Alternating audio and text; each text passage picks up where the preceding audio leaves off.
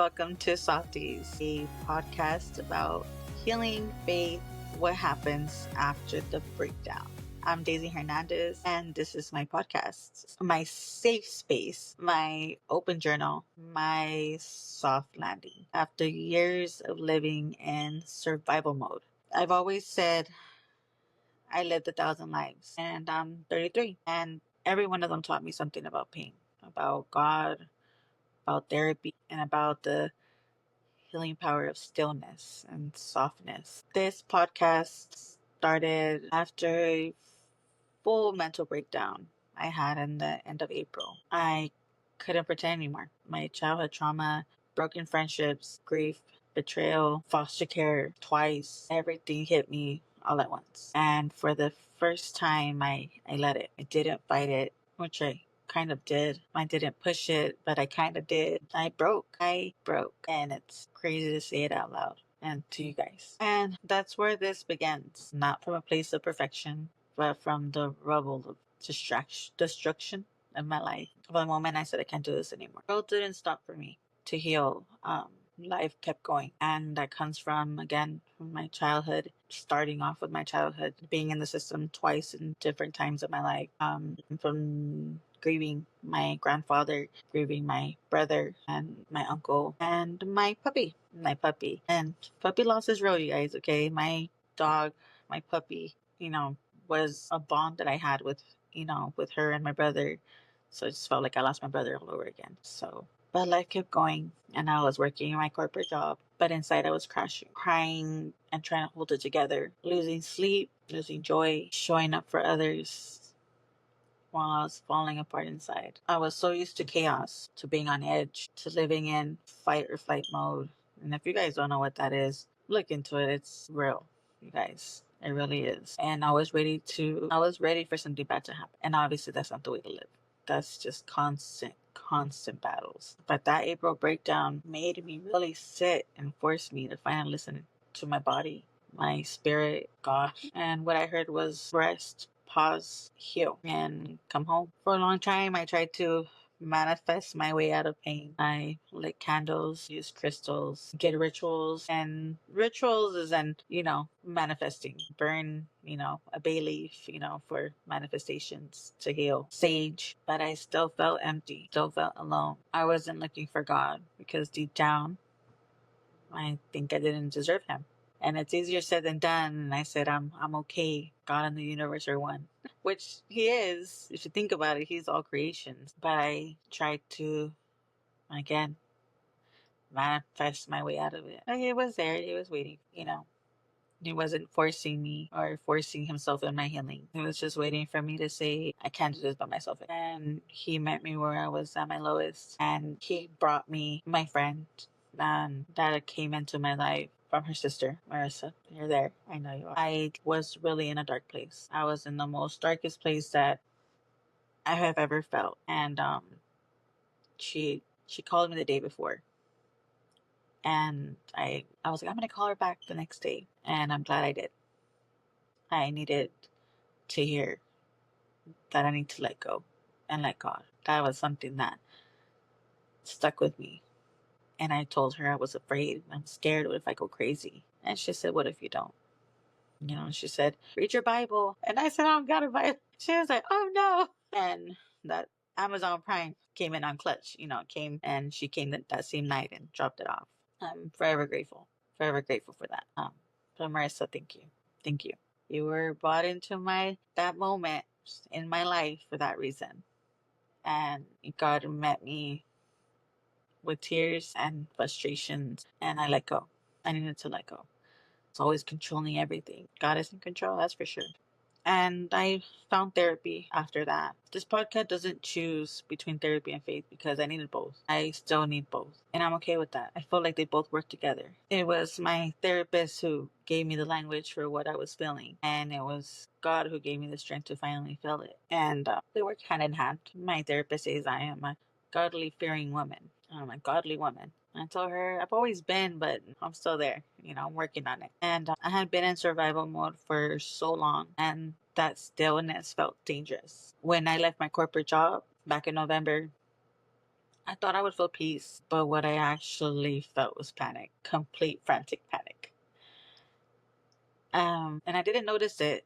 I didn't notice it because I said back in November. It was actually back in October. November was my honeymoon, so I was in, Puerto Vallarta, enjoying my vacation, with my husband, my honeymoon with my husband. And holidays came around, and I was able to spend time with them, with my family, And January came, and it was still it felt holidays, the new year, and February came, and then I started going to the gym. And I said, all I'm gonna do is just all I was doing was gymming. Gym was life. Trying to keep myself busy. My nervous system didn't know how to be still.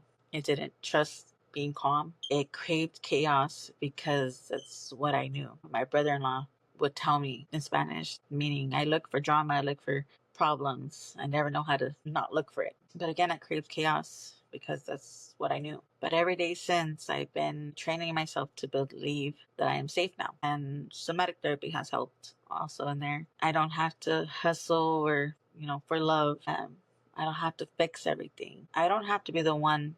I don't have to be the strong one all the time. And that takes a lot for me to see. A lot. Now my healing journey is slow mornings, slowly getting into cooking because I have to. For my husband, he's been such a trooper these last couple of months because he didn't know what to do. And that scared him a lot. So shout out to you, husband of mine. My friends being there for me, my comadre Denise, Amanda, thankful for that, for reaching out, me staying silent and no pressure into trying to me to figure it out or why I'm not there for you guys. I'm thankful for that. You guys let me and told me you guys were there whenever I wanted to talk, and thank you. My sister Darlene, we have been on a journey. You've been on a journey, and I thank you for that as well. Everybody has their parts in my healing journey. So of course, I'll God and my therapist. She's amazing. I know God brought her there for a reason. You know, I'm laughing again, and that's a big thing. I'm trying not to live in panic. My mornings are I gotta go pray every morning because I don't want to let that routine go. I still meditate. I still use my spiritual journey from before. I don't use my crystals anymore, but I use my Palo Santo still. I feel like God is always with me. I'm Catholic. I'm also, you know, I listen to Christian music. My friends are Christian. Like, they speak to me about the Bible. I read the Bible. It's all a learning process here for me, in general. But yeah, you know, like praying in my car when I'm driving, and that's when I'm barely driving, you guys. It's like a being able to walk again, or crawl again in my point. And my therapist said they try to I want to run, and she's like, you can't. You gotta go slow. And that's how my slow life is lately. And I'm able to sit in silence now without spiraling because I hated quiet. I hate quiet, and my thoughts were loud. And now I can finally sit with my thoughts. And that's a big thing. If you haven't gone through that, I don't wish this on anyone. But if you can't sit in silence with your thoughts, something's not okay. Take it from this one right here. This one. That's what I mean by soft days. Days that don't demand you to perform. Days that let you rest and can rest. Days like feel at home, at peace. Y si estás escuchando esto y te cuesta sanar porque la vida nunca te dio espacio para hacerlo, quiero que sepas que no estás sola. Sanar no es egoísta. Descansar no es debilidad. Mereces tener paz. Nadie te la enseñó. Nadie te lo enseñó. Este espacio también es para ti. Para mi gente. So it's going to be Spanglish here and there. But if you're listening to this and you are in your own breakdown or you're healing quietly while still showing up for everyone else, I made this for you. You don't need to be perfect. There's no such thing as being perfect. I am dead serious. There's no perfection here. There's the only perfect thing here. The only thing. You don't need to have it all figured out. I am 33 years old and I am still figuring it out. This thing called life. You don't even need to know what healing looks like. You just need to know you're not too far gone and you're not too broken to ask for help. This space is not about being a go-getter and overachiever. It's not about success. It's about softness and slowness and surrender. And I hope it feels like a safe exhale, like someone finally sees you because I see you. I see you. Each episode, I'm going to share pieces of my story. and it's a lot.